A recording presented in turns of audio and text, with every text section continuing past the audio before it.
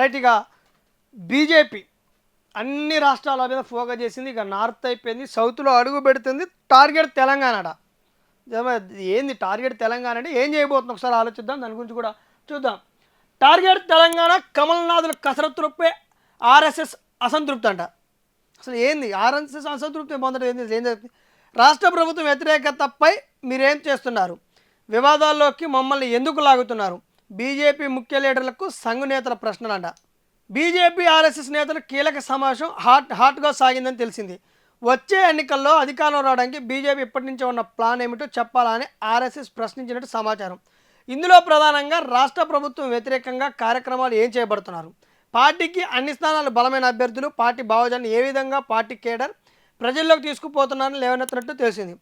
శుక్రవారం హైదరాబాద్లో జరిగిన ఈ భేటీకి కేంద్ర మంత్రులు కిషన్ రెడ్డి, బండి సంజయ్, పార్లమెంటు బోర్డు సభ్యులు ఎంపీ లక్ష్మణ్, ఎంపీ జాతీయ ఉపాధ్యక్షులు ఎంపీ డీకే అరుణ, జాతీయ ప్రధాన కార్యదర్శి సునీల్ బన్సల్, రాష్ట్ర అధ్యక్షుడు రామచంద్రరావు, ఎంపీ ఈటల, సంస్థాగత వ్యవహార ఇన్ఛార్జ్ చంద్రశేఖరన్, ఆర్ఎస్ఎస్ కీలక నేత అరుణ్ కుమార్ సహా పలువురు ముఖ్యులు హాజరయ్యారు. సహజంగానే ఆర్ఎస్ఎస్ సమావేశాలకు బీజేపీలో మొదటి నుంచి ఉన్న వారిలో కీలకమైన వారికి మాత్రం పిలుస్తుంటారు. కానీ ఈసారి అందుకు భిన్నంగా భేటీకి జాతీయ పార్టీ కమిటీలో ఉన్న డీకే అరుణ, ఈటల రాజును పిలిచినట్టు తెలుస్తుంది. సమావేశంలో ప్రధానంగా తెలంగాణలో బీజేపీ 2008లో ఈ విధంగా రంగంలో అధికారంలోకి తీసుకురావాలనే అందుకు ప్రణాళిక గురించి చర్చించినట్టు సమాచారం. ఇక ఆర్ఎస్ఎస్ వాళ్ళు నిన్న ఆర్ఎస్ఎస్ సంబంధించిన నాయకులు, ఇటు బీజేపీకి సంబంధించిన నాయకులు అంతా కూడా నిన్న హైదరాబాద్లో సమావేశం అయినప్పుడు ఆర్ఎస్ఎస్ ప్రశ్నించిందంట, ఇప్పుడున్న రాష్ట్ర ప్రభుత్వానికి వ్యతిరేకంగా ఎలాంటి కార్యకలాపాలు మీరు చేపడుతున్నారు, ఈ ప్రభుత్వం అవలంబించే వాటికి మీరు వ్యతిరేకంగా ఏం చేయబోతున్నారు, 28లో అధికారంలోకి రావాలంటే బీజేపీ ఏం చేస్తుంది, అసలు అభ్యర్థులు ఉన్నారా అంటూ కూడా ఆర్ఎస్ఎస్ నాయకులు ప్రశ్నించారంట. ఇక ఆర్ఎస్ఎస్ వాళ్ళు ఎక్కడైనా మీటింగ్ పెడితే, బీజేపీలతో కలిసి మీటింగ్ పెడితే ఒక ఆర్ఎస్ఎస్ సంఘకు సంబంధించిన కీలక నేతలను, మాజీలను మాత్రమే పిలుస్తుందంట ఆర్ఎస్ఎస్. సో అందుకు విరుద్ధంగా ఈసారి ఇద్దరు పిలిచిందంట. ఇటు బీఆర్ఎస్ నుంచి వచ్చి బీజేపీలో జాయిన్ అయినా, అటు కాంగ్రెస్ నుంచి బీజేపీలో జాయిన్ అయినా ఈ ఇద్దరు నాయకులు పిలిచింది, ఎంపీ డీకే అరుణ, ఈటెల రాజేందర్. సో వీళ్ళిద్దరిని పిలిచి కూడా ఈ సమావేశానికి మాట్లాడిందంట.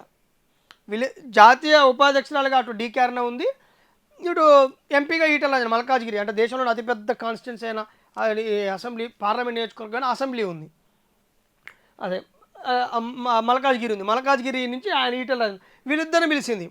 వీళ్ళిద్దరు కూడా ఎందుకు పిలిచింది అంటే, ఎప్పటి నుంచో వీళ్ళిద్దరికి అటు మహిళా కోటాలో ఆమెకి, బీసీ కోటాలో ఈయన కేంద్ర మంత్రి పదవులు వస్తున్నాయి అన్న ధోరణిలో ఉంది కాబట్టి ఇప్పుడు నిన్న వాళ్ళిద్దరిని కూడా పిలిచినట్టు చెప్పుకోవచ్చు మన. సో ఈ నేపథ్యంలోనే ఫోకస్ పెడితే ఫలితాలు మారుతుంటూ కూడా అటు ఆర్ఎస్ఎస్ చెప్పినట్టు బీజేపీకి చెప్పినట్టు, బీజేపీలు కూడా ఆర్ఎస్ చెప్పినట్టు తెలుస్తుంది.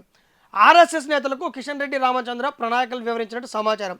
రాష్ట్రంలో బీజేపీ అధికారం రావడానికి మంచి అవకాశాలు ఉన్నాయని, ప్రజల మద్దతు కూడా పెరుగుతుందని వివరించినట్టు తెలిసింది. పార్టీ కేడర్ సైతం కష్టపడి పనిచేస్తున్నారని తెలిపారు. అయితే వారిచ్చిన సమాధానంపై ఆర్ఎస్ఎస్ నేతలు పూర్తిస్థాయిలో సంతృప్తి వ్యక్తం చేయలేదని తెలిసింది. పార్టీ కార్యక్రమాలు ఇంకా వేగం పెరగాలని, గతంలో కంటే పార్టీ కార్యక్రమాలు పెరిగినా ఇంకా పెరగాల్సి ఉందని, అదే సమయంలో పార్టీలో చేరికలు జరగాలని, అప్పుడే ప్రజలు పార్టీ కేడర్ విశ్వాసం జరుగుతుందని చెప్పారంట. మరింత ఉత్సాహంగా పనిచేస్తారని సూచించినట్టు తెలిసింది. పార్టీ ఎంత బలంగా ఉన్నా బలమైన అభ్యర్థులు అవసరమని సూచించినట్టు సమాచారం. పార్టీ అధికారంలోకి వస్తే ఏం చేస్తున్న విషయాలపై ఇప్పటి నుంచే ఫోకస్ పెడితే మంచి ఫలితాలు వస్తాయని సలహా ఇచ్చినట్టు తెలుస్తుంది. ఇక దీనిపై వారు అసంతృప్తి వ్యక్తం చేసినట్టు. దీనిపై పార్టీ నాయకులు అంతర్గత విభేదాలు ఉంటే సరిచేసుకోవాలి, కానీ తమను ఎందుకు లాగుతున్నారని ఆర్ఎస్ఎస్ ప్రశ్నించిందంట. ఇక మళ్ళీ సునీల్ బన్సాల్ రాష్ట్రంలోకి ఇన్ఛార్జిగా రానున్నట్టు తెలుస్తుంది. ఇక ఆర్ఎస్ఎస్ వాళ్ళు చెప్పినప్పుడు ఆర్ఎస్ఎస్ వాళ్ళకి కిషన్ రెడ్డి, రామచంద్రరావు కూడా చెప్పిరట, ఇక్కడ వివాదాలకు మమ్మల్ని ఎందుకు అవుతున్నాడు ఆర్ఎస్ఎస్ అంటే, మిమ్మల్ని ఏం లాగే ప్రసక్తి లేదు, కానీ ఇక్కడ కేడర్ బలంగా ఉంది, అన్ని బలంగా ఉన్నాయి, వచ్చి కష్టపడితే అధికారం వస్తుందని చెప్పిండట రామచంద్రరావు గారు కిషన్. నిజంగా కేడర్ గ్రౌండ్లో బీజేపీ గట్టిగా ఉంది, బలంగా ఉంది. కానీ బీజేపీలో నాయకులు ఉన్నారా ఉంటే నాయకుల మధ్యలో అసంతృప్తి ఉంది. ఉన్న నాయకులు ఇప్పుడు 8 మంది ఎంపీలు, 8 మంది ఎమ్మెల్యేలు ఉంటే 16 మంది కూర్చొని మాట్లాడుకునే సందర్భం బీజేపీలో ఉందా?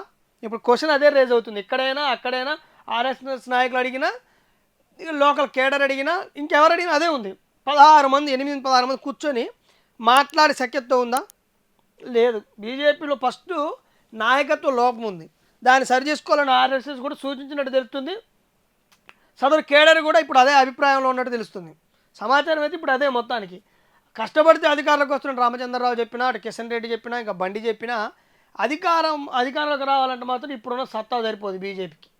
అది రియాలిటీ, బీజేపీ రియాలిటీకి వచ్చి నాయకత్వం అని కూడా అదే అని ఆర్ఎస్ఎస్ చెప్పిందంట. అటు ఆర్ఎస్ నాయకుడు చెప్పారంట చేరికలు రావాలి, కొత్త కార్యక్రమం గతంలో ఉన్న కార్యక్రమం కంటే ఇప్పుడు మంచి కార్యక్రమాలు చేస్తున్నప్పటికీ ఇంకా చేరికలు కార్యక్రమాలు పెంచాలంటే కూడా అటు ఆర్ఎస్ఎస్ హితబోధన చేసినట్టు జరుగుతుంది.